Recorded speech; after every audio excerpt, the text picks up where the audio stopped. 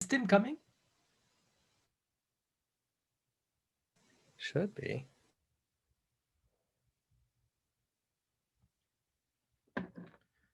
Tim did give us his ER diagram first, and kudos for that.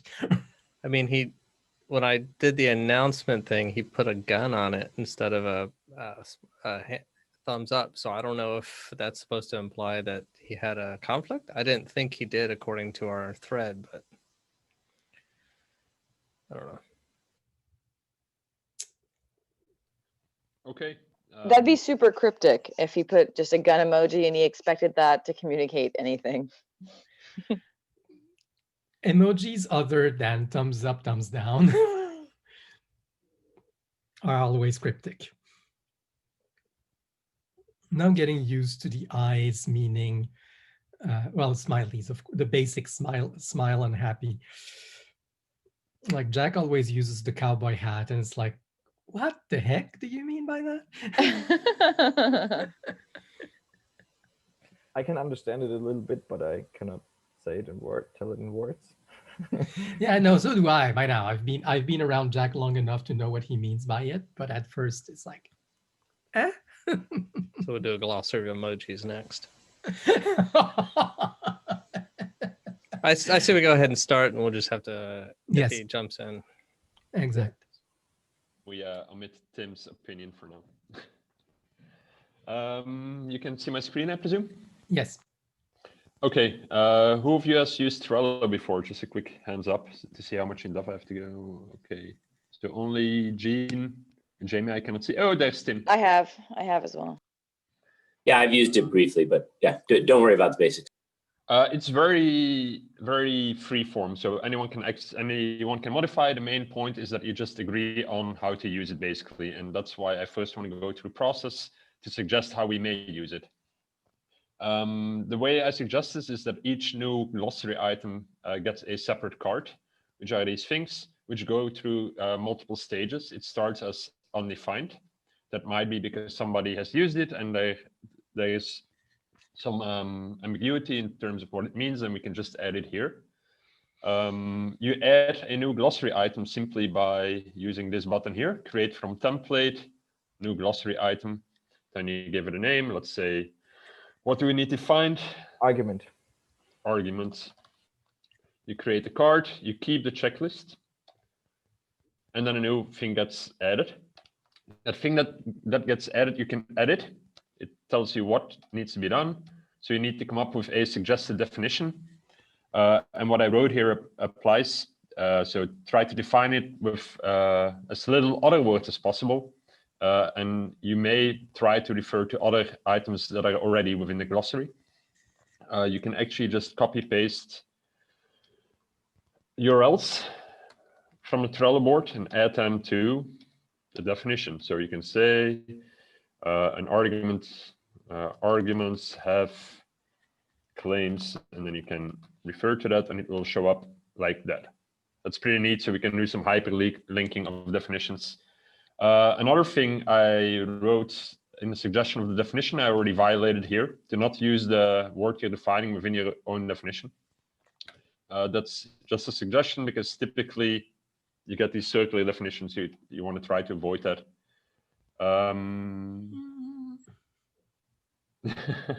We can talk about it after. You can still use it in the sentence, like an argument is. Yeah, true, like that. But it's a good exercise to avoid using it altogether from my own experience. No, I do see the point of avoiding it, but I think having it as part of the left-hand side of the equal sign is fine. Yes, of course. And then give some examples that match the definition, and then some that do not. That's a simple bullet point list. So everyone has some common things to look at to see whether or not we're aligned or not. Because if we just stick to the definition, we can still disagree about the definition. Have different interpretations of the definition. I suggest to use one separate card per proposal. So if you have multiple competing proposals, you can add your own face to it. You can do that by just adding yourself as a member. I'm not certain whether this is the best idea because when you add yourself to a card, you basically get notifications on that card. So we can also find some other way of saying like claim Stephen, for example. But that's what I did for now. Yeah, I was wondering, do we want, if we have competing definition of claims, should we have a different card? Should we propose? Yes. I think that's right, yes. I definitely think if there's, so somebody can propose something like I did here, we can go over that in a second. Yeah. If I think rather than just having continuous back and forth here, which is what we've been doing so far, I want a concrete alternative definition added in this backlog. I think that's one of the things that might make it more, well, constructive. I mean, it's still fine to add concerns. Yes. Also try to aim towards adding a new proposal. Sounds good. And we can talk about how to do that. Another thing is I wouldn't start commenting too extensively like we're doing here already before we actually agree to start aligning on the term, because we also need to agree on when we start trying to align certain terms and which terms to try to agree on. So in order to make all of our focus be on the same thing, that's what this alignment column is for.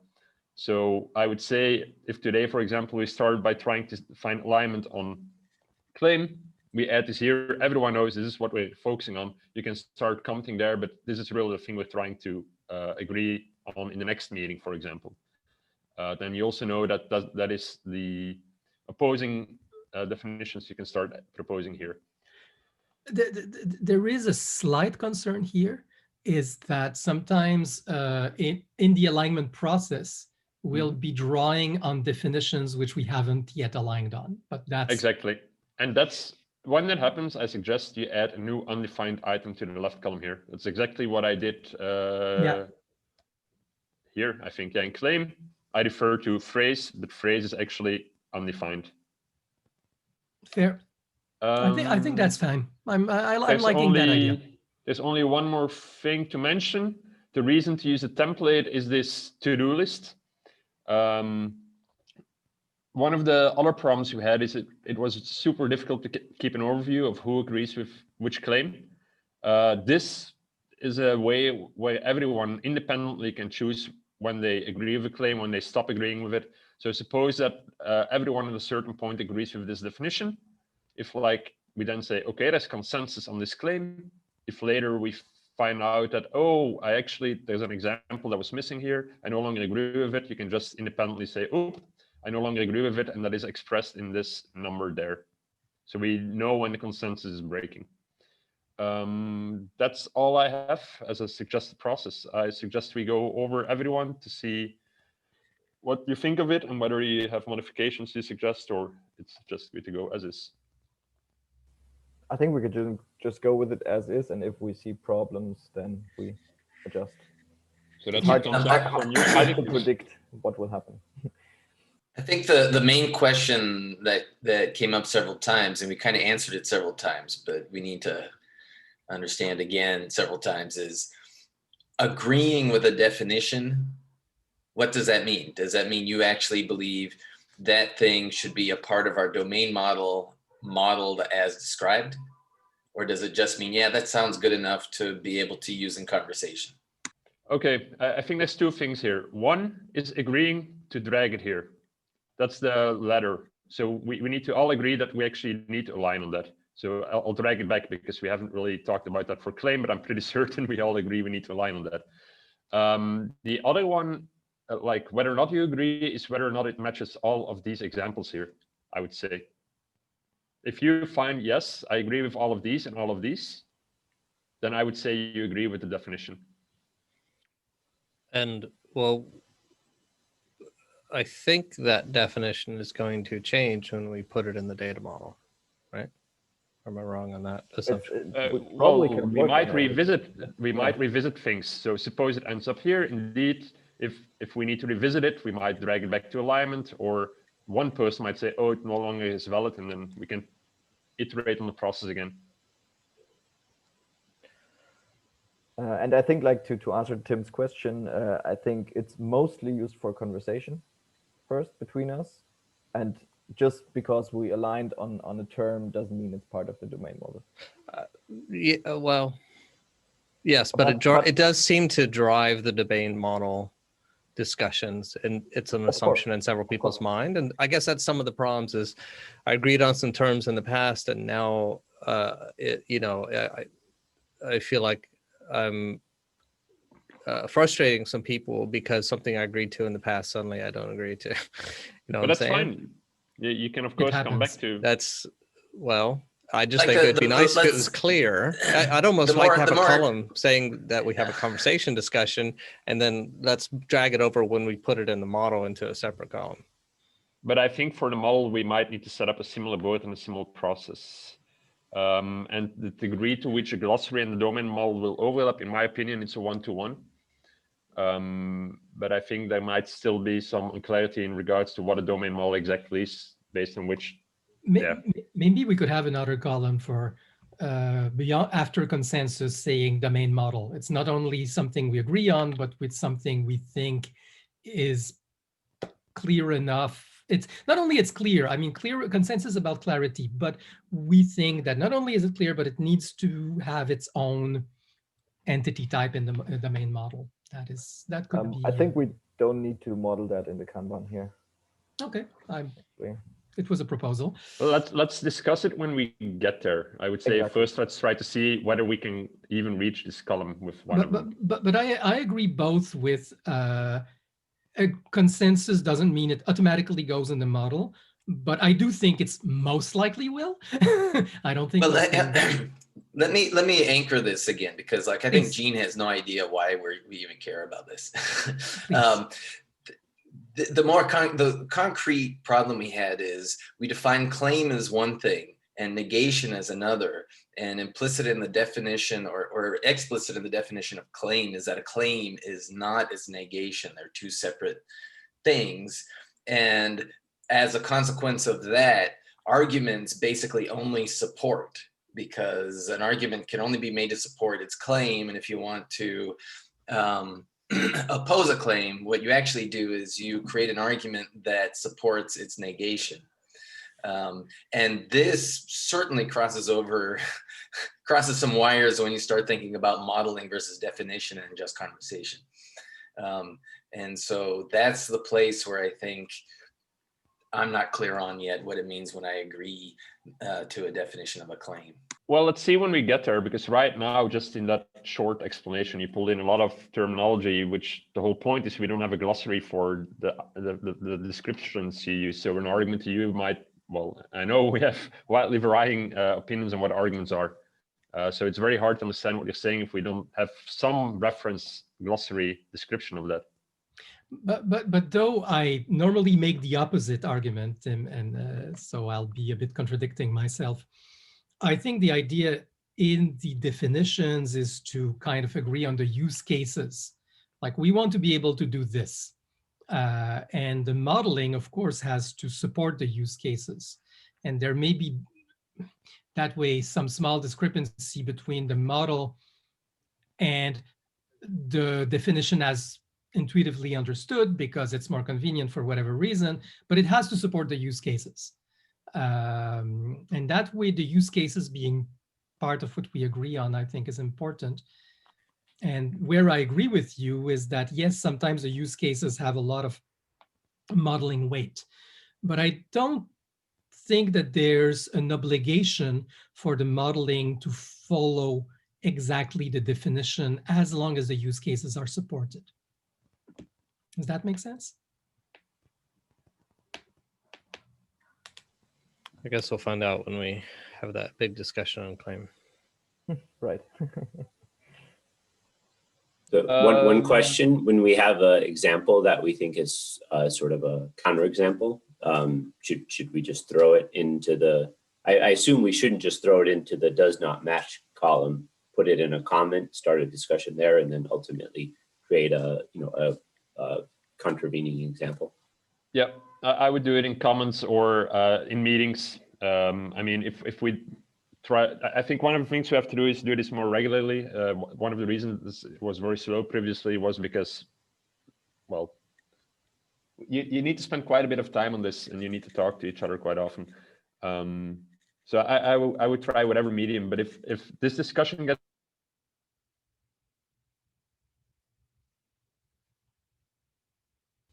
We lost Stephen.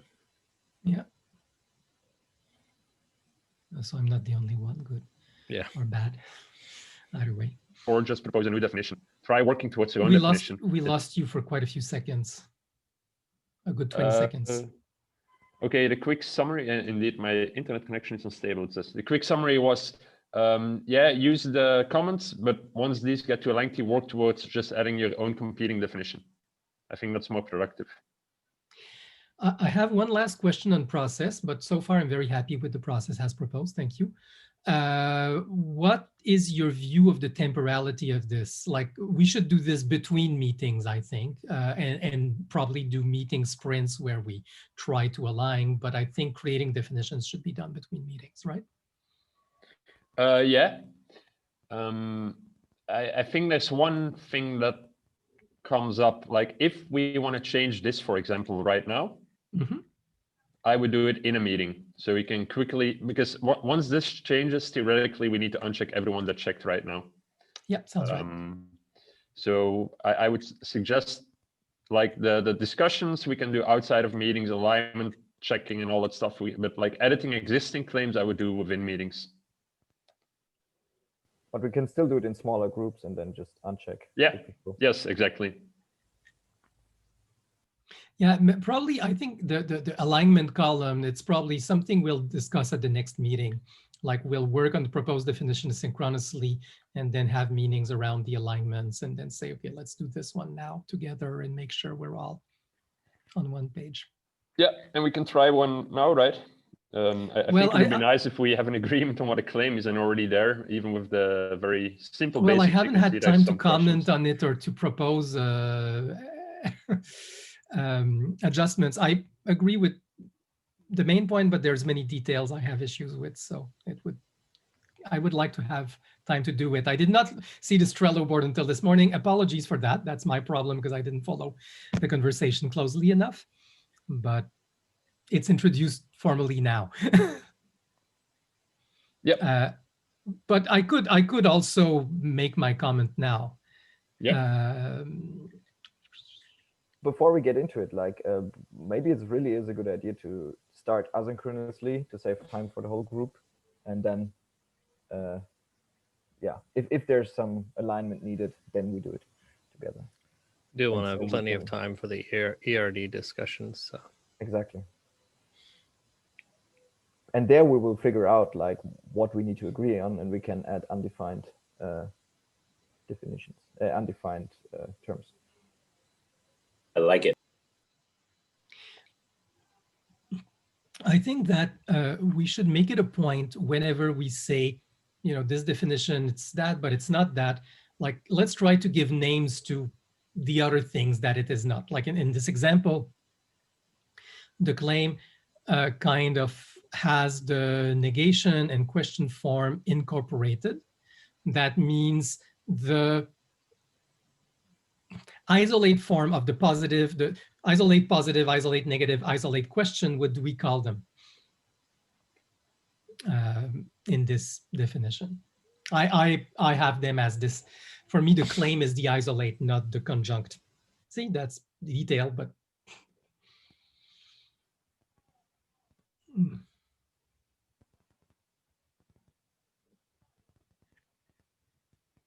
So what do we do? I suggest ER diagrams. I second. Then let's for now agree that we're trying to align on claim, which is already tricky, as I predicted, Tim. You were being overly optimistic. And let's go from there, right? Yep. Cool. Thanks. Yeah, thank you, Stephen, for setting this all up. Yeah, good work. Tim, do you want to start with your ER diagram? Sure. I have to share it, I guess. Hold on. Where is it?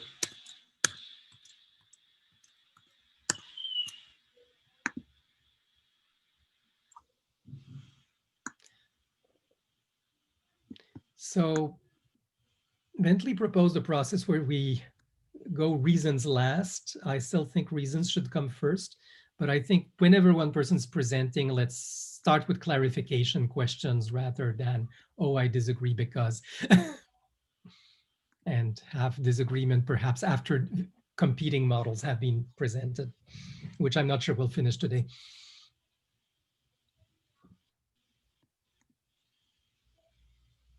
Sounds reasonable to me. Everybody seeing? Yep. If I can close this, how do I close this?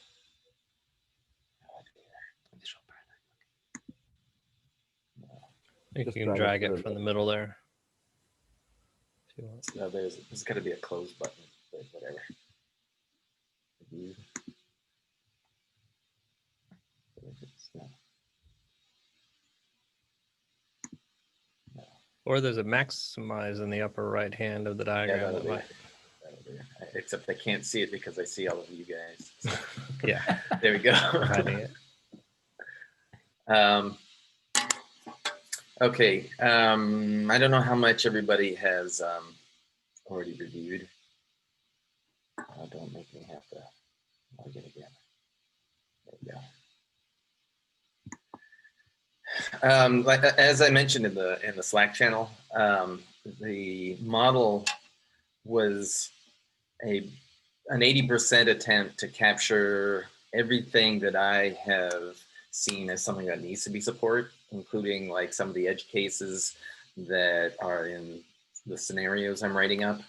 But you know, this is very much still in flux. But to start off with is the claim, and the claim I define here as basically the CD white paper definition, which is a statement one can agree with or disagree with, right? At a minimum, it needs what I call the statement here, which is the string that represents the claim. We would want at least not on a nice front end some multimedia, but that's not included in here. I also included in here the text format for the negation form and the question form, like you see in debate map, because for now that seems like a working design. I also included here multi-premise, and I modeled it according to how I've modeled it in Gruff, which is multi-premise claim. I know this discussion is totally still open. They all are, but that's more open than most. And I've really come around to like I don't really have a strong opinion for or against it being a multi-premise claim or a multi-premise argument. The reason I gave for claim before was just because the set of premises still as a collection are something you agree with or disagree with, you know, is true or false. So conceptually in that way, it feels right to put them together. The other reason to do it as sort of a composition of premises, and a premise, by the way, is a claim, right? A premise is a claim contained within a multi-premise claim container. And that allows for composability, which, you know, I have no measure of how useful that is, which is why it's a very weak argument to do it that way. But, you know, it's if you prove this and that in some other situation, maybe you want to use the statement this and that or something else as a composable set of premises. And in that case, you could reuse the first multi-premise within a bigger container multi-premise. So just to be sure I'm reading the diagram right, here the premise is a kind of join table between argument and claim, right? Right, and what I threw in here as an extra point is a Boolean use the negation form, which came up in our discussions in the past in the glossary and other places where you and I think Socrates uses this, right, where you can construct an argument that comes from the negation of something rather than its normal form.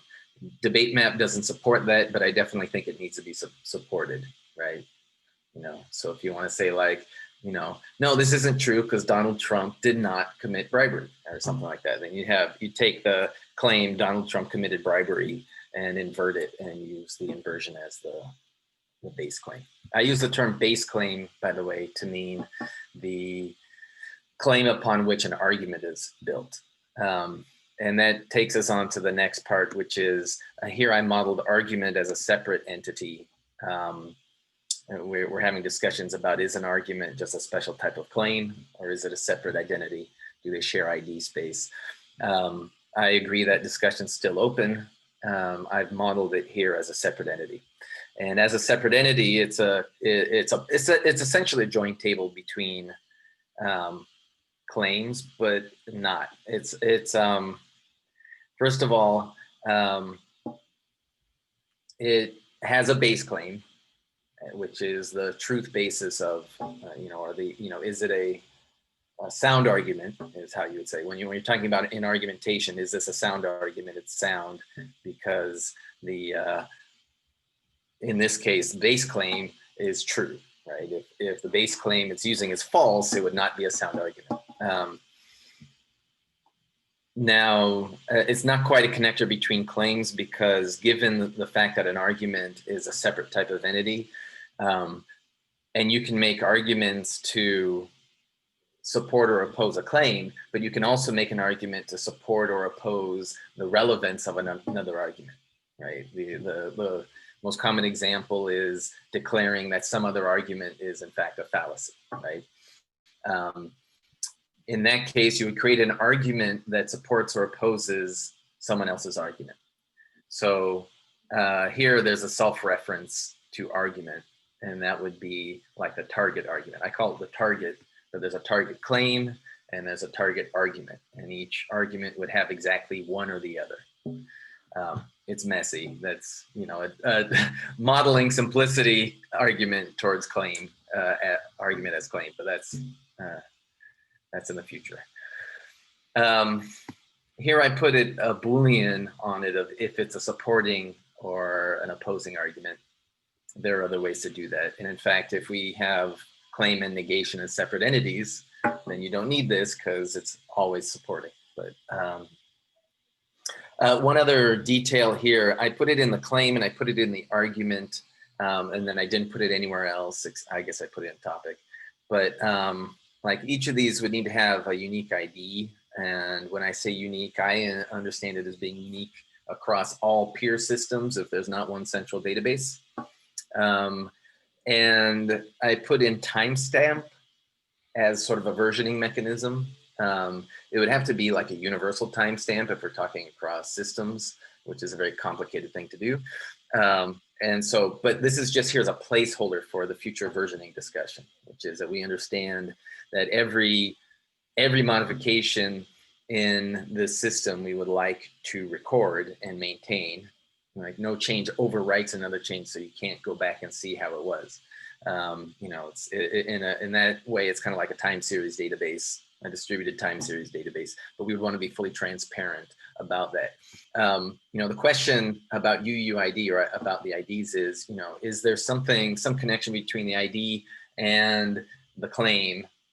Does the ID somehow derive from its elements? And could you interpret the claim, like, is it a hash, or is there some other interpretation you can make from the ID?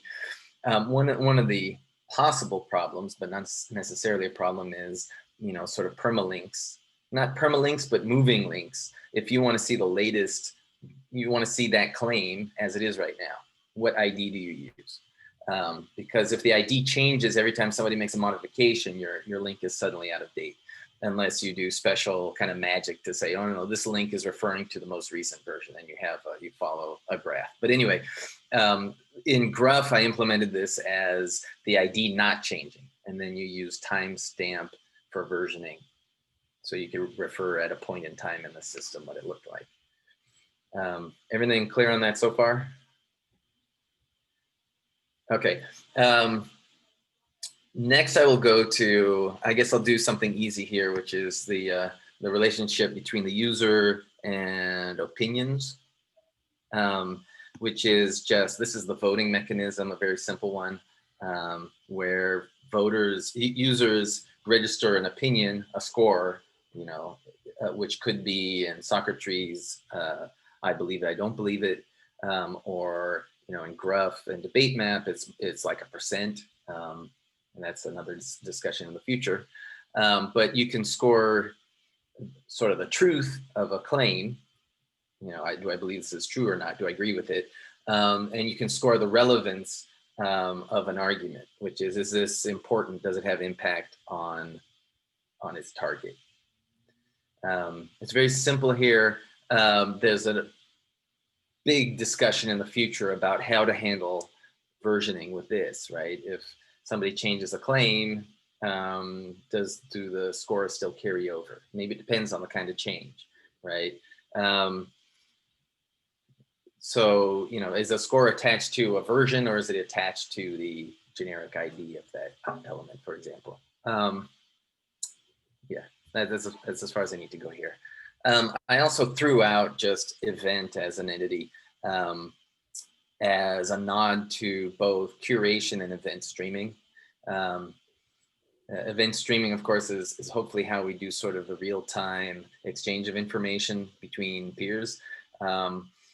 The other purpose is perhaps a compact and atomic way of defining curation activities. So I have an event type, which is types of curation. So an event type, it could just be some user created a claim, right? It could be a user or somebody added a definition or a topic to a claim, which I haven't shown here yet. But and it could be something more complex. This argument was moved to another argument, or this claim. Well, it's all under. You know, it could be a grouping, a much more kind of coarser grained curation action could be something like grouping multiple claims or arguments under a larger umbrella, right? So instead of this study shows and this study shows and that study shows, regrouping them under studies show that, right? And then you have these all these other participating studies that contribute to that larger argument. So you could picture a user interface that does that whole thing as an atomic action. And you may want to do it as an atomic action when communicating between systems to reduce problems with ordering events and things like that. But again, I don't want to go into any details here. This is a much further in the future issue. So the final thing I have here, I didn't put in here that a user creates a claim or a user is associated with a claim. I think that is actually necessary. I didn't put it in here for kind of philosophical reasons of just not, you know, discounting its importance. I see its importance only as being for spam questions of like spam and that sort of thing, and for possibly giving heightened privileges to the person that created it, you know, giving them time to modify it if we have like, depending on how privileges are done. The other thing I put in here is I threw in is curator. It's a very simple nod to having special roles in the system, which Gruff has, and how I see the first centralized steps of keeping order in the system as being having a role of, you know, some people call them moderators, I'll call them curators, whose job is to refactor the debates into something more well structured. Finally, down here is topic, which after my discussion with Marc-Antoine, I'm using that term, but in my own design, right? I'm agreed on the term, but not necessarily the design of that term. The reason I put topic rather than context, well, context has thrown a lot of confusion there as a term, so I'm avoiding context. Second, I had agreed to that maybe it's okay to call them definition for the disambiguation purpose, but after deeper reflection of certain examples, I realized that evidence, that we've been discussing it, is also something that might be referred to in a claim, right? Evidence or provenance, those are distinct, right? Evidence. Okay. Well, I did not model provenance here. Okay. I don't model provenance as a specific entity or element or type. But I thought you because had I see, okay, go ahead. yeah, I don't have evidence either as a specific type. Rather, I see the creation of a reference, this video, this document, this paper, right? And then you can make claims about that reference, right? So, you know, this paper shows that CO2 causes global warming. Okay, that's a claim. And somebody else says, oh, the methodology in this paper is very flawed. So what you're doing is you're making claims about this paper. And anytime you're going to talk about this paper or used to support something else, all these claims, some of them are based on provenance, they're related to provenance, will be carried along with that, right? I'm a bit puzzled because you had evidence as supporting arguments earlier. So wouldn't you rather say that, like how I would model it, but, and I don't want, I'm just trying to see if that would work for you, not saying this is how it should be done. Mm-hmm. How I would model it is here's a supporting argument, and that supporting argument has provenance in that reference. And that's how I would have a supporting reference. Wouldn't that answer that need? Has provenance, you mean? What do you mean there's by a has supporting provenance? argument. There's okay. You want to say CO2 causes climate change. That's a claim or even an argument, and you want to support it. But let's say it's a claim. You want to support it with a reference. The way I would do it is say, because this reference shows that whatever evidence, right? And then I would have the evidence as a further claim, as a supporting claim to the target claim, and then say that supporting evidence has provenance in the reference. Has provenance, I don't know your understand your use of provenance. Okay, well, this supporting claim was found in this reference. So the evidence, which is itself a claim, I would model it as a claim, was found in that reference. And that's how the reference supports the target claim. It's because it contains a supporting claim.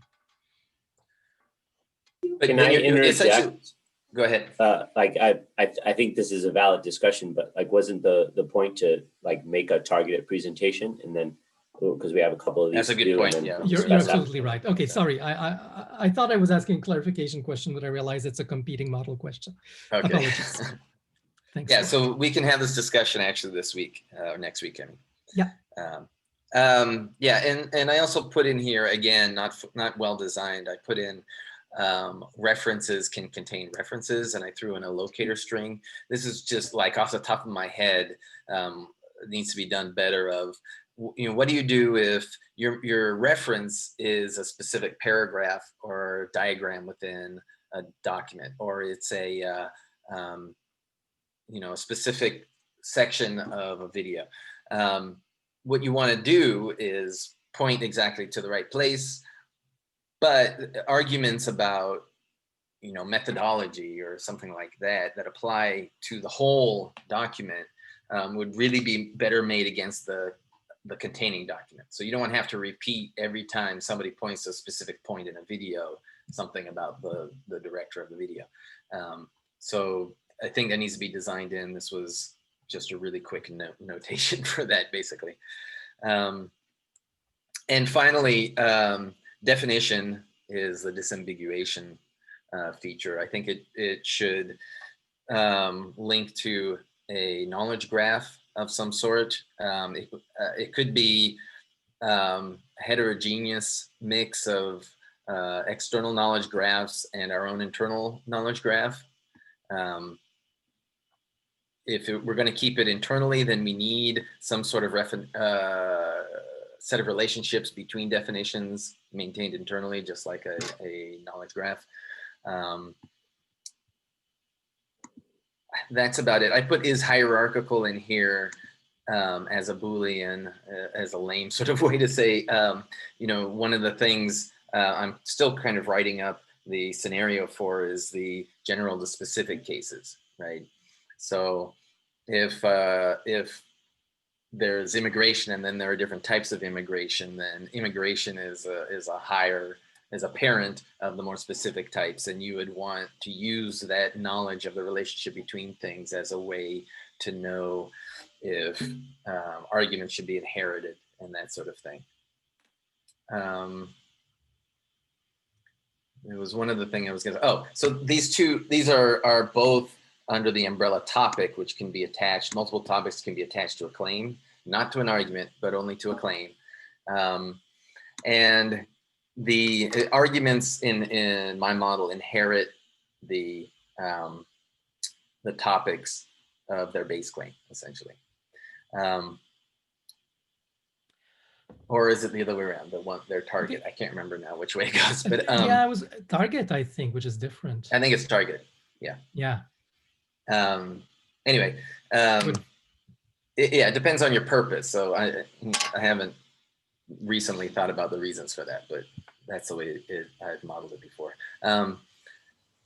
So they're both kinds of topics, and they can both be attached to a claim, which means the claim that this document shows this is a claim, and the reference would be a topic attached to the claim as this document, right? And I see it as working the same way as disambiguation as definitions, because it's, the Secretary of State said this. Well, the Secretary of State is an entity or a topic in the same way that a reference, you're making a claim about a reference, you're making a claim about the Secretary of State. So they work the same way in my mind. There's probably more types, but I don't have any examples of any that need to be included under topic. I think that's it for, I threw in, going back to multi-premise real quick, I threw in multi-premise rule, which is the idea that the relationship between the premises in a multi-premise claim or in a multi-premise whatever, which could be an and relationship, it can be an or relationship, or it could be something more complex. One other thing I threw in here that's new to my model is mutually exclusive. If it's a relationship between claims that are mutually exclusive, probably we would need types of mutually exclusive relationships. In the example I just wrote up about the scenario for lockdown, I make a nod to the fact that comparison claims are mutually exclusive claims with 3 possible outcomes, which is greater than, less than, or equal to. And there might be some use cases where we actually want to use the formal definition of that relationship, which is pointed out in my lockdown scenario document. Okay, so a time check. If we want to also look at some other ERDs, this might be a good time. Yeah, I'm done switch. now. Unless anyone has any clarifying questions that they think are absolutely necessary. The other thing that I wanted to kind of mention when going through these ERDs is I would like to keep them focused. So focus on claim and then what needs to be, like I think we could have not had the scoring bit in there until later. So rather than trying to express our whole thing, let's try and keep it as narrow as possible, which Mark and Tuan's are going to have to go into topic because that's a core part of his model. But anyways, that's just a suggestion. I have a comment in general. I mean, I know ERDs were requested, that I always emphasize it's more important to talk about the domain. For example, I much rather talk about whether or not we want to have a one-to-many relationship between claim and phrases than see one way of storing that potentially. This is very much to the data storage model, to how you would model in a database, whereas I would rather just see relationships between entities in a domain model, like abstracting away how you want to persist it. I don't care whether or not you store the negation in the same table or in a separate table, but I'd much rather talk about the relationships between entities we agree on. But that's more of a process thing. I know we said ERD last meeting. Well, except that I needed to somehow say, I'm intentionally storing negation within the same domain model. A claim and its negation, you're not seeing here as separate entities or separate domain. And I do the same. I mean, this is 80% of this is pretty much what I have in soccer trees, but it doesn't solve the discussion what to do when there are multiple phrases that are associated with one claim. And that's right, I didn't more the actually discussion we should be include it having. in here. I didn't include it in my design because, to be honest, it's something I haven't decided, and it's certainly not something I've decided how I want to model, and is not an important element of my design. I think we're all dealing, to come back to what Bentley said about focused models versus global model. I've been struggling with it, and I actually spent a fair amount of time breaking down my model into little pieces so I could argue them separately. But it is difficult. It is difficult, and I think that we are dealing with a complex domain model with a lot of moving parts, and a full model of everything is going to be illegible per force, and that's fine. And by the way, thank you, Tim. I think first you went through and did the ER model, and as I it's not easy, and but you had to, and this is not a reproach because the same is true for me. You had to say, oh, this needs to be developed in separately, right? Event types, the whole permissions of users, and all these. And I think that's something we need to do is to maybe have a list of things we need to develop, or things that need further elaboration. What is firm versus not firm? And that's not, I don't want to say that anybody here did it wrong, is we're all dealing with things we have, we think of in a stable manner and things we don't think of in a stable manner.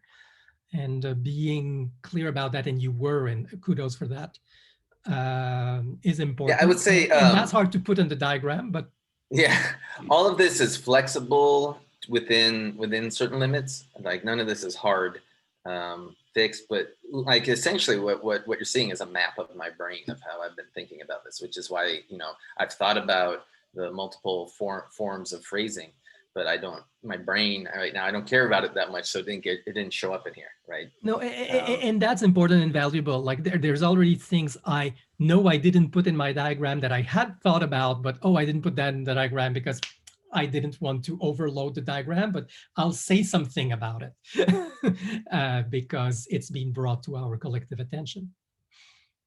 Yeah, I suggest you go ahead, Marc-Antoine. Or who has diagrams besides me and Tim? I think Tal had something. I didn't look into it, but I took a look at it. It's very kind of, it's much higher level. And I would say it's more conceptual.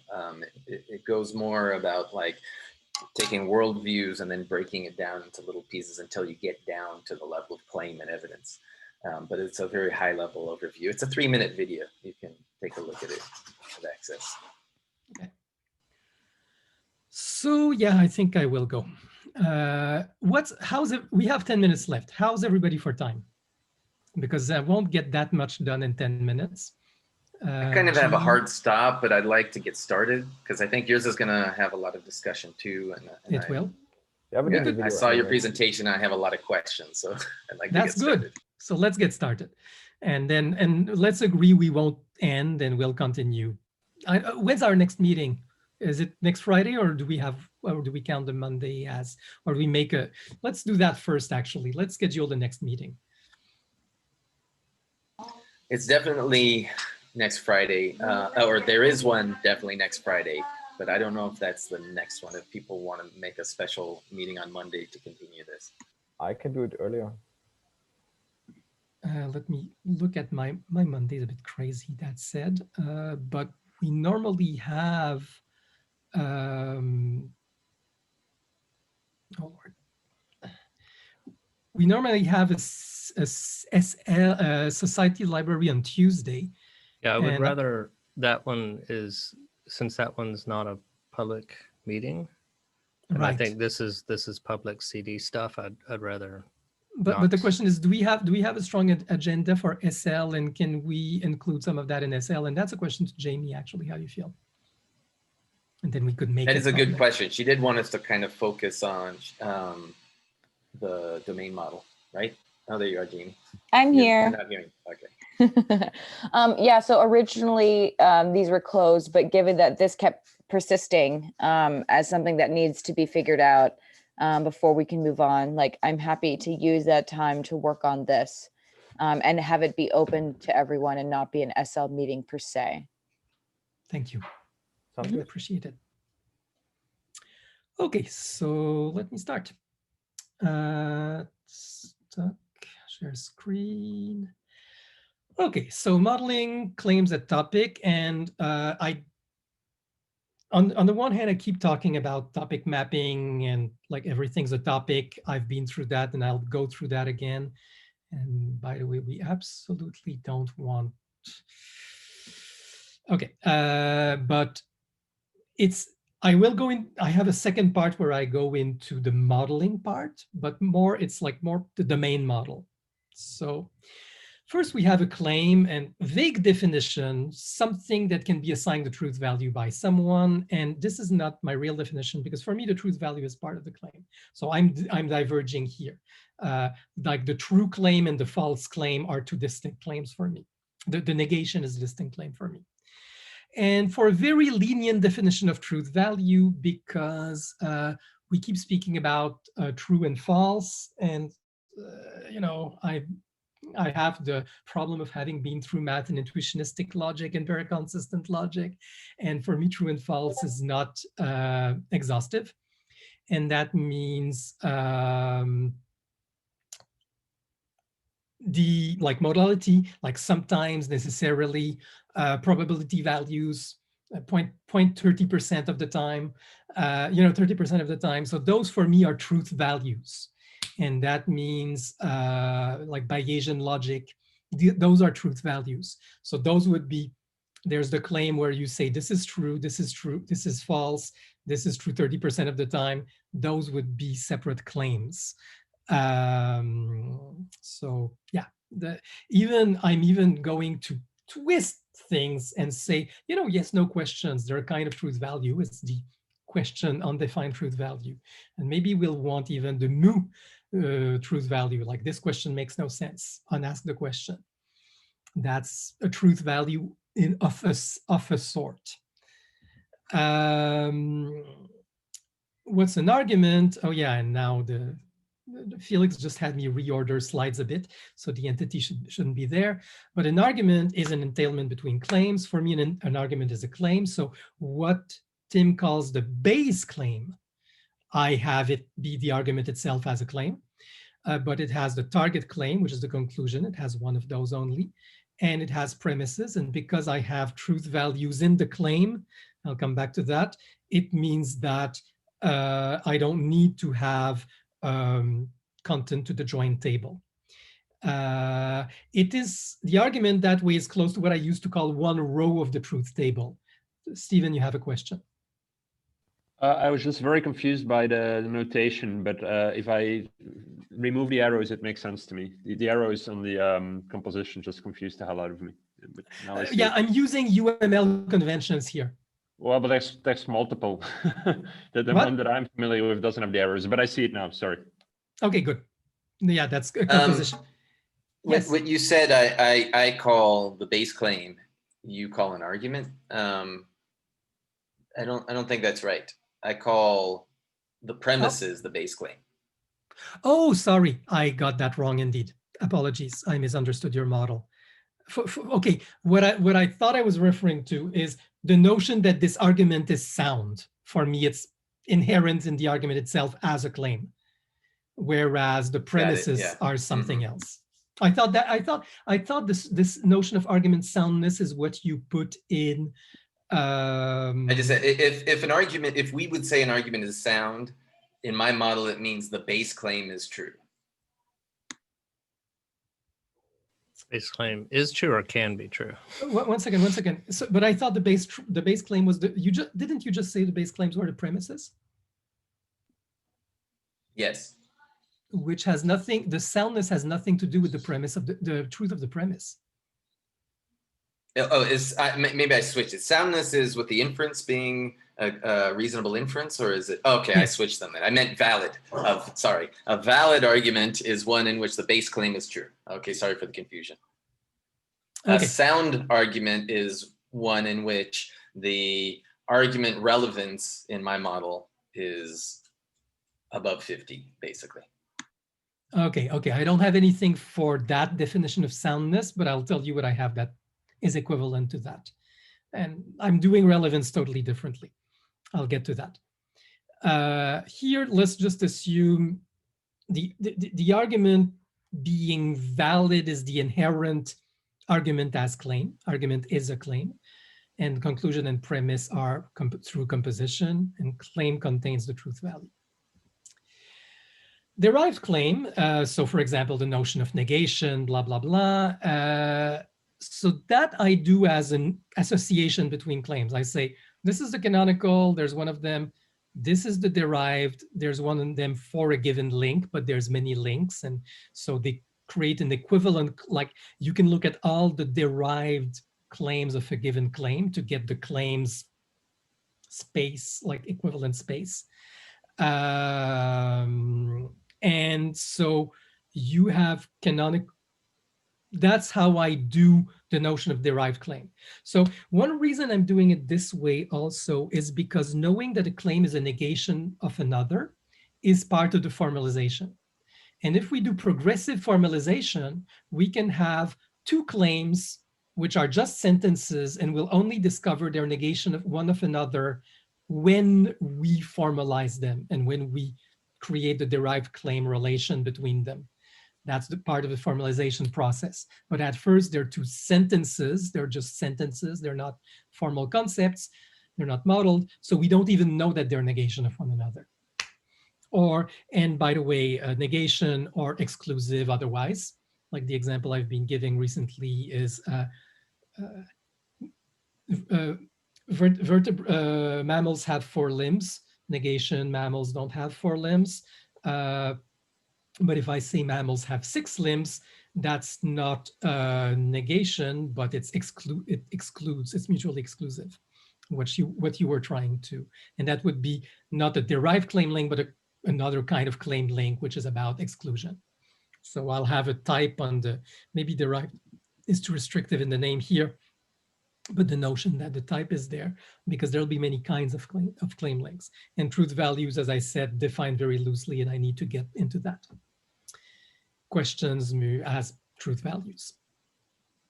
Argument set. This one is a bit confusing. If I have 2 arguments which have the same, like they have premise conclusion, but one happens to be derived from another and vice versa. And I think there's okay, there's errors in my arrows. This should be derived to premise. But anyway, the idea that you can use the derived claims, the claim relationships to know that those arguments, if you just look at canonical claims, they have the same claim. So they're another row of the same truth table. So there, again, there's an equivalence class here of the argument set. There's different truth value. They're different, sorry, they're different arguments because they use different claims, but the set of canonical claims is the same. So they're argument about the same argument set, claim set. Adding a premise, I did not draw a diagram for that, sorry. I'm doing a lot these days, but that took time. So the idea is, if then I create a different argument and I add a premise, so then adding the premise can change or not change the truth value of, here I say the truth value set of the conclusion. Truth value set if it's an argument set, but let's just take one elementary argument, like a single row, then it would be just changing the truth value of the target, the conclusion claim. If we change the truth value, then it's an implicit premise. That is, it's a missing premise that was possibly implicit. But if it does not change the truth value, then it's an irrelevant premise. And that's how I model relevance. I don't have a relevance score, but I do have, it's a premise of low impact by the fact that it doesn't change the truth value much. But how do you know this? I'm very confused because you're modeling whether or not it impacts it. So how do you know this? Okay. I mean, I get it as a definition, assuming you know whether or not it impacts, then you can call it one or the other. But how does this help with modeling? Because who makes a decision and where is it represented in the model? Before we get Right. into that question, let's explicitly decide whether we're going to continue the meeting without Tim and he watches it later or not, or if we delay that question till next week or Tuesday. I'm fine either way. I think we can continue to finish the presentation and then have the discussion. I don't think he's even halfway through his presentation. Correct. So But that would be explicitly, but I just want to make sure that we made that decision intentionally, not accidentally. I approve. Tim, what do you say? I think, I would be happy to keep going next on Tuesday or whatever. If you want to keep going now, if you feel like it's good to get through and I could talk to you about it later, that's fine because it's being recorded. So it's up to you guys. I'm fine either way. I think it's important you being there to ask questions. And I think it's important that the questions are done in group. But I also think we could, if we're going to do a one-on-one to complete your questions, I can also record that. So I would like to just chat about process a bit, and I don't think we need Tim for that. And then, okay, I gotta rush. They're right. really waiting by me. Bye. See you guys. So before we dive into that,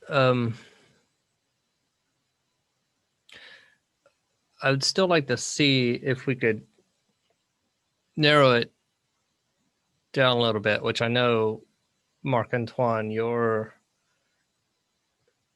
I'm a kitchen sink guy. Yeah, well, yeah, but also your design has implications, so it's not easy to narrow it down. But I would almost like to kind of answer that question that Tim was reluctant to answer because he hadn't settled on that Stephen brought up, which to me is what's the definition of a claim? Is it a statement or is it a intent, regardless of its phrasing within any particular language? And does it then embody multiple statements? And I think, Marc-Antoine, if I'm reading your thing properly, is that in this model, it is a statement, and then you can have multiple statements that are derived or related to it.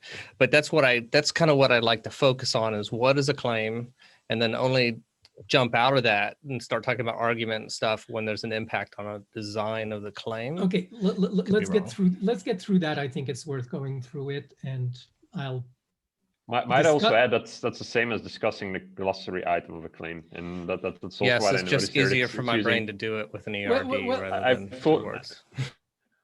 Well, it can guide the discussion. Like here, if I see both discussions side by side, it's obvious it implies a different definition of claim. Even if you don't call it that way, it is different because you can't have a cohesive discussion calling both of them claims and reach the same conclusions, if you ask me. But yeah, sorry. Yeah, there's three concepts and we need to assign name to those concepts, right? There's the what I call the canonical claim, which is the core of what is common to both sentences. Mammals have 4 limbs and mammals don't have 4 limbs. What's common to that? It's the kind of the formula mammal for limb 4. That's it. We called it deposit at some point. We need a name for that, and we need a name for the version where we assign a specific truth value to it. I'm using claim for the first, you're using claim for the second. We need to agree on that. I don't know if that's important to agree for it a priori, but we need to all have in our mind those two concepts exist. And I think we're actually pretty clear on what they are. we don't have to even agree right now, they exist. Yeah. But it's important to just agree on something. And that thing, I think I tend to say like what we very common call a claim could be like is said by someone. It's like an input claim, a phrase, I would say, actually, even that's why phrase is undefined, but I would delve into that. Like a lot of times, a claim is actually a phrase, and I think what we're trying to do is we're trying to formalize it and saying, oh, now it's a claim and it has multiple phrases. That's why I defined the definition as such after some discussion with Bentley in the past. That was quite useful. And I definitely, for the sake of disambiguation, I wouldn't call the what you call posit just now, Marc-Antoine, I wouldn't call that a claim. That was my intent with the original glossary I suggested, because it's just confusing. We called it debate before, we called it many things, but I think it definitely needs a separate name to have more easy discussions about this. Okay, you do realize that your definition on Trello is closer to posit than claim. Do you agree with that? The last time I read into posit, I even have a different impression than what you just said, that it's your claim holding both true values, if you will. But I'm not going to make a statement on that even without having a definition of posit. Okay. Put it that way. Okay, I'll repeat what I just said. I'm calling posit what is common to different claims with different truth values about the same underlying posit. It's a circular definition, sorry, but the example I gave is mammals have 4 limbs, mammals don't have 4 limbs. One is the negation of the other, but what is common to both, what is being affirmed or negated. But that's what I call the posit. That's why I'm confused, because they have multiple things in common. They also have mammal in common.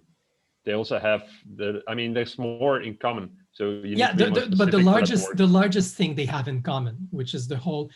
Yeah, so that's what I would call a debate or whatever. So let me throw something out. So I think it might be helpful if we went ahead and defined phrase first. I agree. So if we say something to the effect of as a phrase, as a grouping of words, an explicit or specific grouping of words, and other groupings of words can have the same intent but be phrased differently, and those are 2 different phrases. So that's coming 2 slices ahead for me. 2 slides ahead. Sorry. Well, I'm just thinking it's no more than that. Damn it. But I'm specifically not saying what we might define a phrase as an entity model, but because I don't even know if it's going to exist in the entity, but we're just saying it's a string of text. Just because. Well, in addition, I would say it's a string of text that can be assessed as true or false. Yeah, entities are phrases, but they don't have a truth value. They cannot have a truth value. I see. I wouldn't say an entity is a phrase, but that's okay. Or for which the intent is for it to be, because like if you see, oh no, and actually we didn't. No. Yeah, either way, no, Bentley, I agree. We need to define it as well. That's why I added it as an undefined entity, because the current definition relies on it, but it's undefined. That's the problem. That's why we need to start there. Yeah, but define it before claim. See, the problem with definitions is definitions always make sense in relation to one another, right? Always. So insisting let's define this and fix everything else around this, it means, well, that means every time we go to the model because it's the relationship. What is the model? Is the relationship between the definitions. Yes.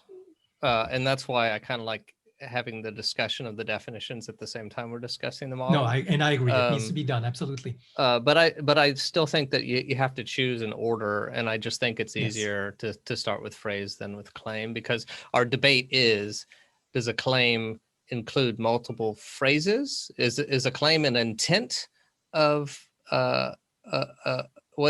is it the intent of it, or is it the record of the phrase? Right. Okay, and I'm going clearly on the in the direction of intent. That is, for me, and there's a slide about that later, there's a many-to-many relationship between I call them quotes, or I call them text literals, really, okay. Between strings and topics. Yeah. which So included these claims, arguments, all the works. So I think it'd be nice, maybe that's our first debate in defining a claim after we've kind of defined text literal or phrase. I kind of like text literal because that's explicit. And then, is a claim a text literal, or does a claim have multiple text literals? I think that would be the core of defining claim. I'm fine for saying that it's part of the definition. It is in my presentation later. I didn't put it at the beginning, but I did put it in. But that's what Bentley suggested. Start with the minimal thing, and this is the minimal thing. Well, my minimal thing was the notion. Well, my minimal thing is topic, really. So yeah, maybe I should. No, that's the most abstract thing. That's abstractions are not always the most minimal thing. It's my building block. It's my building block. Yes. It's my atom. If to explain abstraction need to explain a lot of different things, it's not the most minimal thing to start with. Well, it can help, and that means I choose an order, and Bentley would choose a different order, and we can argue about order, but until the presentation is complete, it's a bit moot. I choose an order. Bentley would have done it differently. Fair. No, but the point is, you cannot say this is the abstraction and this is all of it that it represents without first explaining what all the other things are. You first need to agree on what all the other things are before you can even try to agree that there's a common abstraction underlying all of it. You need to start explaining the building blocks first before. Okay. You need to present the building blocks. You need to present the other things. You don't need to agree on the other things, because agreeing on something until it's explained, that is until the whole model is presented, is meaningless again. You agree when you have the whole picture. Agreeing on atoms without their context is meaningless. Words don't have a meaning as atoms. They only have meaning as molecules.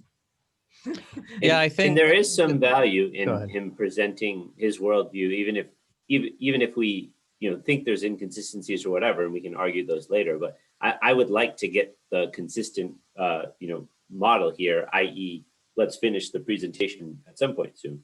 Yeah. Well, yeah, my concern is that I don't think our brains are capable of containing any one of these models, much less all of them at once. It's a good thing it's recorded then. No, but that doesn't help. Because your brain still can't conceive of it after you've rewatched the recording several times. You still have to break it down into smaller units and summaries.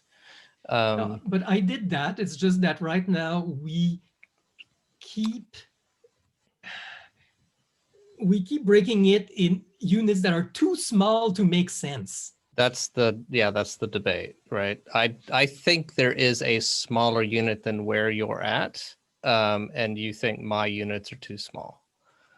And that's a valid debate, but I would still like to move to finish the presentation, at least to get the context. Yeah, I think we're going to do that. I was just asking that, like Marc-Antoine, I think in the last presentation, there were some things that he could have left out and not impacted our understanding of the core thing. And I think Marc-Antoine's already thought about that and put it on his presentation. But if there's anything else that he can strip out without affecting that discussion, because there's a certain amount of context. I don't think we need to talk about scoring at all. Scoring is the only thing I think that matters. So if I'm saying I think we can get away with it. Now, Marc-Antoine's topic definition may include scoring, but is there a way to talk about it and have us understand it without talking about that? And I don't think you even cover scoring in there, Marc-Antoine, or maybe you do. That's correct. But think about, is there anything that you could lop off that won't materially affect the discussion? Then let's try and do that rather than trying to do holistic. And we're just disagreeing on how much you chop off, but I think you agree we can chop stuff off like scoring. Well, I did chop off scoring. Yes, I did chop off something very important. It's identifiers. The whole discussion of UUIDs, namespace, and what happens when we have external identifiers. For me, I already helped Marc-Antoine to chop off half of his model already. Yeah, by the way. Yeah. It was, thank you, Felix. It's so much simpler than it was. It takes more time to write on what's Pascal said. I would have written you a shorter letter, but I didn't have time. Okay, I think that's a good stopping point. Finish the presentation. Yes. Do you think I should do it now? I'm happy either way. I I think we Please. should finish it. I think that's what the majority of people agree with, but shouldn't discuss it at too great length. It's just there for context, and then Good. after we can go to the minimal things and talk about those. And to be Maybe- clear, finish it in this meeting. I'm And okay set a with that. direction for a simpler presentation for Tim. Mhm. That's Okay. fine. Okay.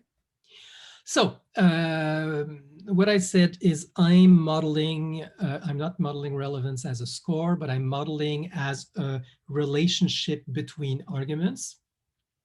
And you were asking, how does it look like in a model? Basically, when an argument uses the same premises plus one as another argument, I see that as a relationship between arguments. And it defines a lattice of constraints between arguments, right? We're saying this argument is related to this one, but with an extra premise. And then looking at the lattice enables us to say, well, this new argument did change the truth value or didn't, and relevant or irrelevant. Now, of course, it's actually relevant. It may not change it on this row, but it may change it on another row of the set. I don't know if that's clear because the notion of argument set was a bit hard to explain, but hopefully you'll get it. We need an example for that. Okay, if here I said I'm creating a set by saying, and sorry, I forgot that there would A and not B implies C, not A and B implies not C. Those are two rows of a truth table between A, B, and C. And we don't have the 4 rows, so we don't know what the truth function is. We just have 2 rows. What I'm calling an argument is a single row here. The argument set is a set of rows that construct maybe partial, maybe the whole truth table. So that's the argument set. And if I'm saying, okay, well, actually it's A and not B and D implies C. So here there's no change on that row, but not A and not B and D implies C. So there's a change on that row. So D is not irrelevant to the argument set as a whole, though it may be irrelevant on a specific row. Does that make better sense? I think I should write that all down. I think an explicit example makes it clear. Yeah, not A's and not B's, but follow. exactly. I think you really need real world examples. And once you start introducing form logic, that's where the tricky bit is, that real world examples will be hard to find. But let's see, you can try it some other time. Okay. Yeah, and by the way, I apologize, there's not enough examples in there. I mean, it's all formal, but that took long enough to write, and I have entities. I had entity as slide 2, and Felix had me move it on, but because it's why do I care about decomposing claims into entities? Now, what do I mean by entities? When I'm saying mammals have 4 limbs, well, mammal is an entity, limbs is an entity, 4 even is an entity, actually. The claim is a specific relationship between entities. Why do I care about entities? First, they allow to group claims. Like, what all do we know about mammals? That's a valid question. Also, there's something that's important, which is a relationship between claim generalization. And so, for example, to take a Jack example, CO2 causes climate change. Okay, well, actually, greenhouse gases causes climate change, and CO2 is a kind of greenhouse gas. So there's a entity taxonomy, which puts CO2 in the larger category of greenhouse gases, which mirrors so there's an entity generalization that mirrors a claim generalization. So we can ground one and the other. So that's one reason I think it's interesting to identify entities as we go deeper in progressive formalization. The other reason is what I call a distinguo. I'm saying if I have, first, I can have implicit claims. We spoke a lot about implicit claims. I can attach them to an entity. I can say, whenever this entity comes up, there's all these implicit claims attached to it. So instead of saying, oh, what's the implicit claim of this argument, that argument, that argument, well, a lot of the implicit claims would just be carried by the entity. So there's a reuse of implicit claims here that could be convenient in some cases. But also the other thing is some people will take, and it comes in a way that maybe should, you're right, Bentley, the text, the many-to-many text-to-claim relationship should have come first. Because the idea is when you have a text, you have many possible entities that match this text. And you want to know which definition am I using? Well, you would use a distinguo. And what's a distinguo? It's saying between this entity and that entity, here is the distinguishing claim. So you have a derived claim saying this is the canonical, this is the derived, and the distinguo will say, well, this is the entity that corresponds to the canonical, that is this statement is true, and this is the entity that would correspond to the this statement is false side of that distinguishing claim. So I'm proposing modeling the key distinction between different definitions. There may be many key distinctions, of course, between two definitions, but it allows us to know what questions to ask to resolve a confusion of language. And that's another reason to have entities as explicit definitions. In a way, it's like the definition in Tim's model. Grounding, and I didn't do it, I just introduced that. It's not a diagram. No, I'm not, it's not time for, okay. An argument about an argument. I need to be able to have, I mean, this is my argument for unified namespace. I said an argument is between claims, but arguments are claims, so argument can be between arguments. For example, saying an argument is well-founded because another claim, or maybe even another argument, but this is itself an argument.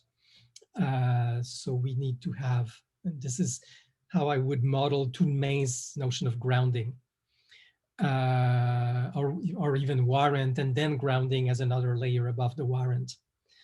So you need arguments about arguments. Felix mentioned, and something I had thought about earlier and forgot, formulas. If we have the mammals have 4 limbs, there's a question form, do mammals have 4 limbs? But there's the unbounded question form, how many limbs do mammals have? That's an unbound variable. That's probably for much, much, much later, but I want to explore it as something that exists in the universe of discourse. So when we speak about progressive formalization, we're speaking about this end-to-end relationship between text and topic. And here topic, I'm going into that later, but it includes entities, claims, arguments.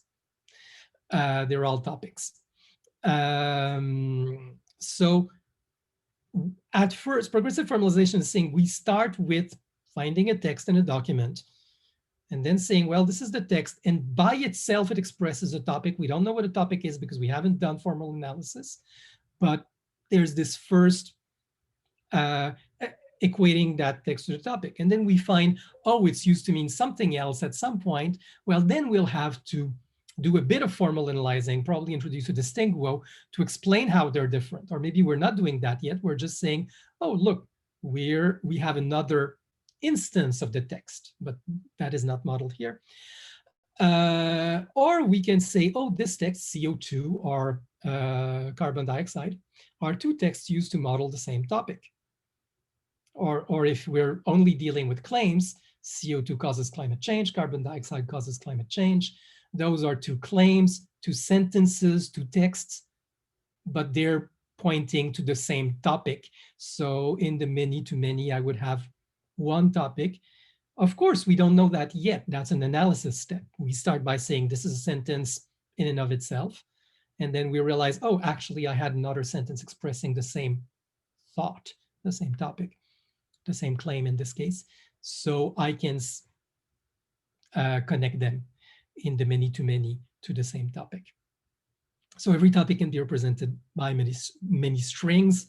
This topic starts as a pure string, and then progressively we do these unification, text unification first, topic unification seconds. Progressive formalization, and I think this is too big. Oh, come on. This is already minimum. Oh no, it's not bigger, it's fine. One string can be designated as canonical representation. This is for the user. At some point, we'll put the topic on the screen. And if there's many texts, well, one has to be designated as, this one is the canonical one. It's the one we'll use when we want to put it on the screen. Ideally unique per language. Text has a language field. I'm following RDF here, but that means I'm not saying this is a hard constraint, because there are cases where we'll have too many topics and not enough representations. I'm not getting into that now, beyond the point. Provenance. Basically, when we have a text, well, we have a document, we have a quote taken from that document at a certain position. So at, character 25 of paragraph ID 21, and there's a web annotation standard can be used for that, for document locators. We don't need to reinvent that wheel. But the notion of position is complex because it depends on document type. But once you have, if it's a PDF, it's not the same way to define position. But that work's being done. But we have a quote, which is a position, which is saying we found that text at that position in that document. We may find the exact same text in another document at another position. So that's, again, many, I forgot the star here, but it's a many to one between the text and the quote. But the text itself is made unique, so that when we have many quotes about a topic, many provenances about a text, about a topic, we can look at them all. Like the topic will have many expressions, each of which will have many quotes coming from each one document. Question. Would you consider a video a document as well? Yes. Absolutely. And we'll have, and that is not modeled, and that's one of my hand wavings. We all do hand wavings somewhere. In Jamie's case, she has this relationship between the video document and the transcript document, so that the quote can be anchored in the transcript. And it would be nice if the quote could be anchored both in the transcript and in the video with a timestamp. And what is the relationship between those two expressions of the quote? They did not model that yet, but it should be done at some point. How to model it? Basically, I'm saying it again, topic all the ways down. This is the part that Felix really helped me simplify. This is more about, and he said, is that really the core of your model? It's like saying, Tim obviously had an underlying relational database model. And it's as if he had gone on to describe, here is how relational databases work. This is a bit what I'm doing in this section. I'm not using a relational database model. I'm using topic map as an underlying model. And I want to get a bit into the nitty-gritty of that, because it's how the domain model, which is what we just went through, is expressed in the modeling language of topic maps. So conceptually, everything's a topic. Associations are a kind of topic which associate topics together with something called a casting. So each topic has a type, the association itself has a type, and a topic in an association, well, it's in that association through a role. So the casting has a type. And besides that, the topic has multiple properties which have a type. It's like think of the properties as a key value dictionary. So the type is the key, and the literal is a value. Each topic is a key value dictionary. And that way the castings are also key value. The role is the key, and the target, the associated topic is the value. And here the association as a topic is the dictionary. And the association may also have properties being a topic. So that's the conceptual What's a topic map? The type, of course, is a topic. Everything's a topic. So this is how this looks like drawn like this, but it's actually less clear that way. I preferred having types as attributes, but practically everything points to a type. Compared to RDF, I just want to do it for the sake of exercise. And in RDF, we have triples. There's two kinds of triples, really. There's object properties. An object property is a subject, predicate, object. Just as in topic map, everything's a topic. In RDF, everything's a resource designated by URI or a literal. So not everything is a resource, really, but almost everything is a resource. But in a triple, subject, predicate, object, the subject, predicate, and object, if it's an object property, are all resources. So they're all URIs. And in a literal property, its subject, predicate are still resources, but the literal is a literal. It can be a number, a string. If it's a string, it may have a language, and so on. It can be a date, whatever. Problems with RDF. Why am I not using RDF straight? Triples themselves are not resources. Not everything is a resource in RDF, damn it. So you cannot have a triple as a subject or object. That's a problem. Literals are not resources, so they cannot be a subject. They can only be an object. And there's no standard way to do n-ary relations. Problems with topics is the distinction between properties and the casting is adding complexity in some ways. And really, since everything is a topic, literals should be topics. And we can do that thanks to IPFS. IPFS allows us to say, well, a literal actually has its hash as an identifier. So there's a kind of topic, which is a literal topic. Not all topics have values, but some topics have values. And in that case, the so-called literal topic, I did not have it on, I should add the literal, well, yes, I have it. I should call it literal topic instead of just literal. Now the literal is a kind of topic which happens to have a value. And here we have a unified model where what was the casting, and now the casting doesn't exist, but just to illustrate the bridge between the unified and the non-unified, the casting is a kind of binding where the subject happens to be an association, which is a kind of topic, and the property, object property, the literal property, sorry, happens to be a binding whose object is a literal. An object property is actually two castings in an association. An object property in RDF is a binary property. Being binary, it has two castings, and it has an association. I should say +1 association here. But we could also model object properties as simple bindings. So that way, the easy case of binary relationship, which is frequent enough, we can model as a simple binding. Is that useful? I'm still wavering on this one. This, for me, is a big, big, big open question. It kind of breaks unity. It makes the code handle an extra case in the queries, but it does mean more compact representation. And then add final element of the model, collections. There's a kind of topic, which is a collection of topics.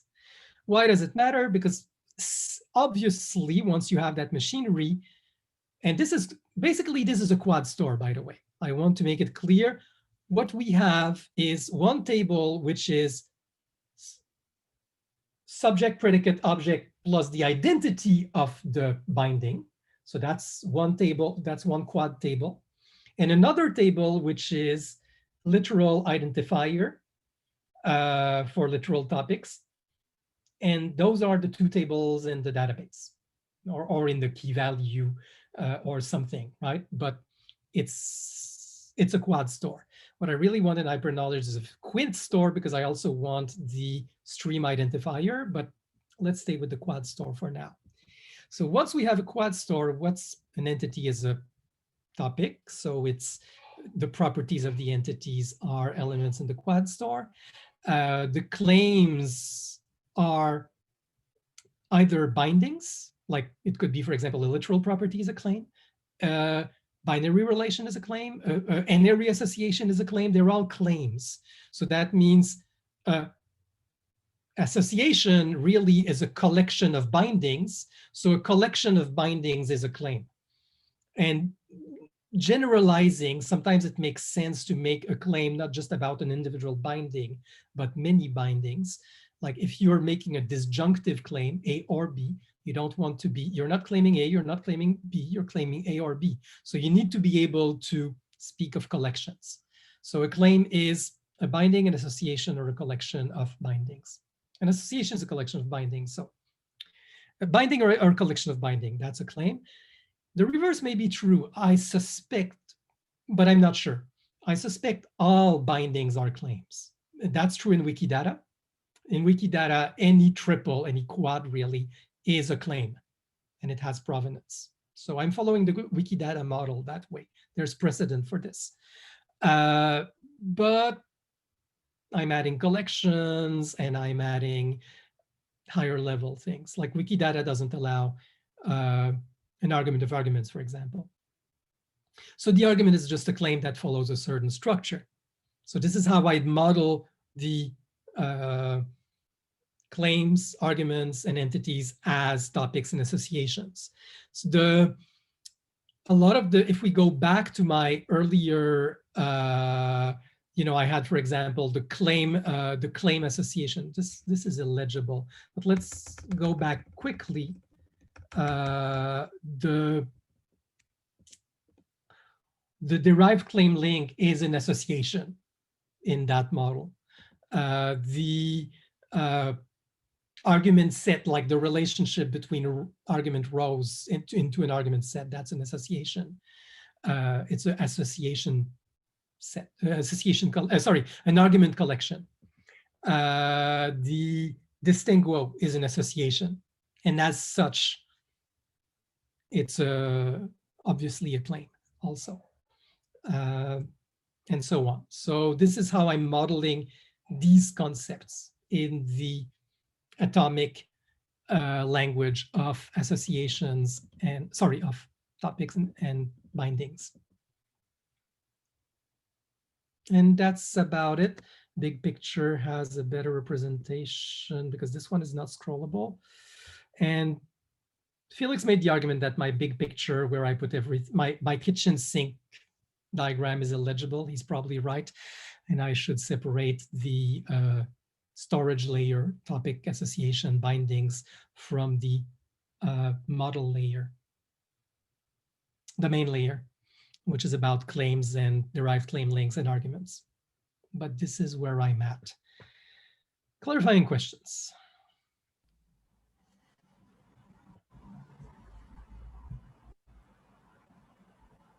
So for the predicate binding part of the quad, like we would agree that it could be unbounded, but in practice it would be relatively limited sets of predicates and bindings, right? Correct.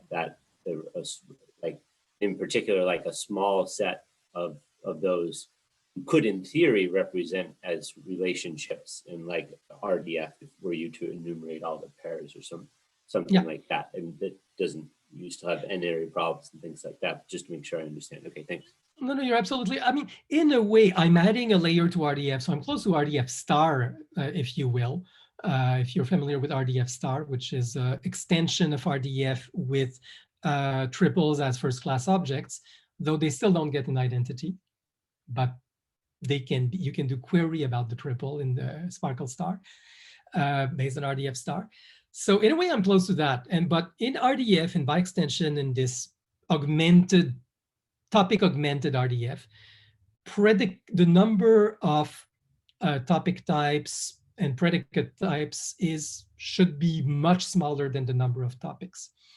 But I don't want it to be closed. It should be usually small, but the reality is I think it's important that we provide a ground vocabulary and then people can create new vocabularies that will either be defined in terms of the base vocabulary, equated to base vocabulary element, or incorporated if they add something new. So I don't want it to be a closed list. No, it's an open list, but it should be a much more limited list than the number of, say, entities. I have a question, not in regards to the model, because a lot of it I didn't comprehend. So, but more, Felix suggested like what are the, to focus on what the reasons are for presenting this, and I think I do understand that, but correct me if I'm wrong. It sounds like you're presenting this because this is how you want to store the data, and this should be the shared data format, or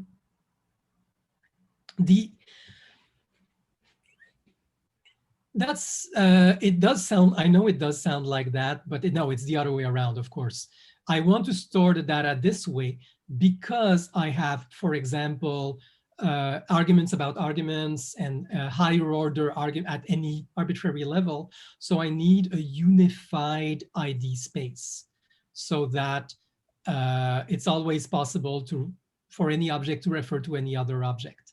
And that means, that entails a storage model.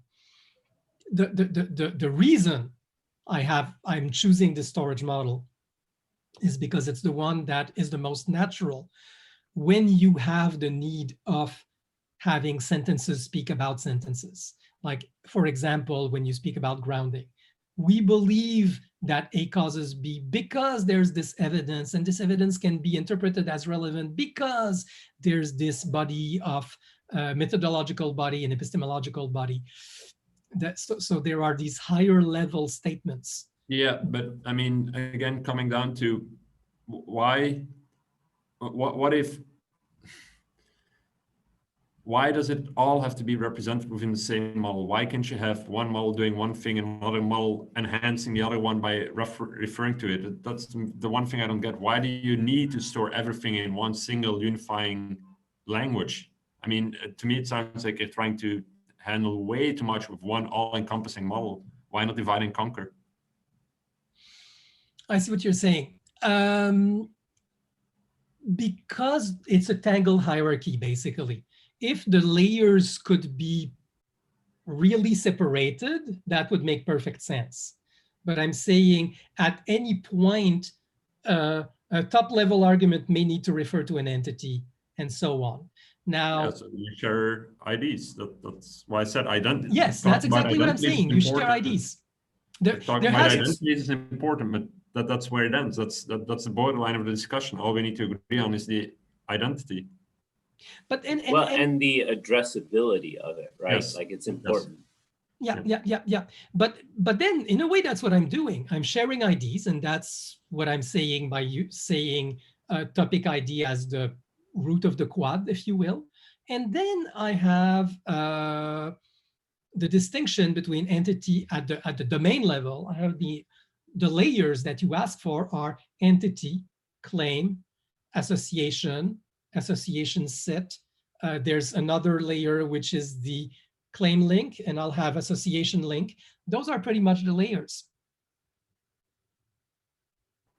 Okay, but concretely, because we did say we wouldn't discuss it too much, how much of this is relevant? Because Bentley asked before, like, do you need to present this in order for us to be able to discuss right now what the focus will be, what a claim is?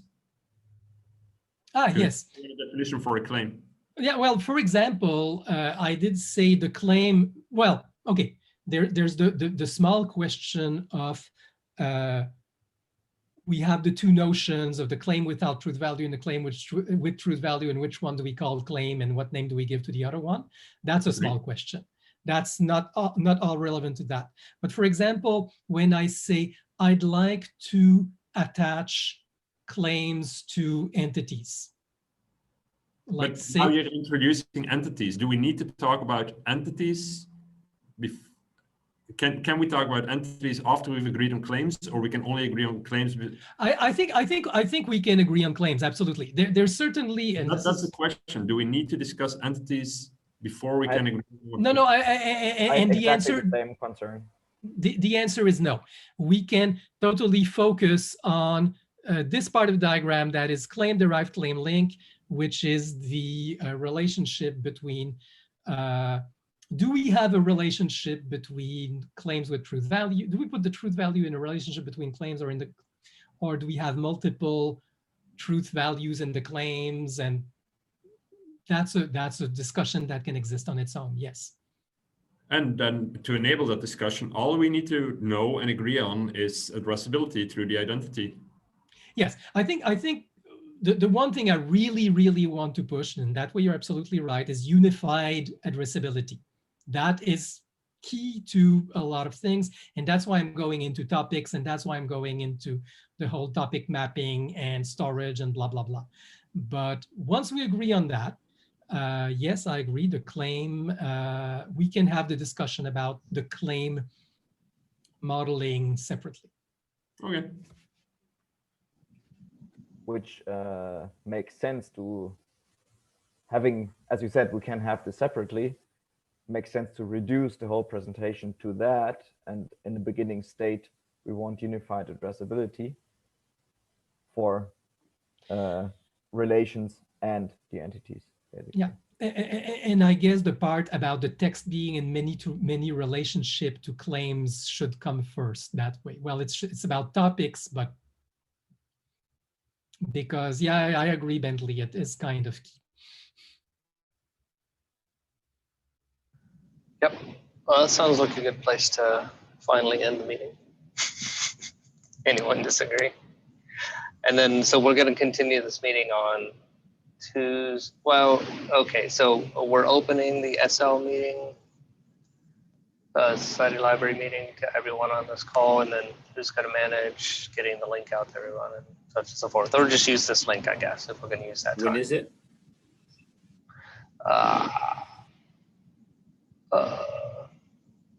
When is it? Tuesday, 9 a.m. Central. Go ahead. Okay.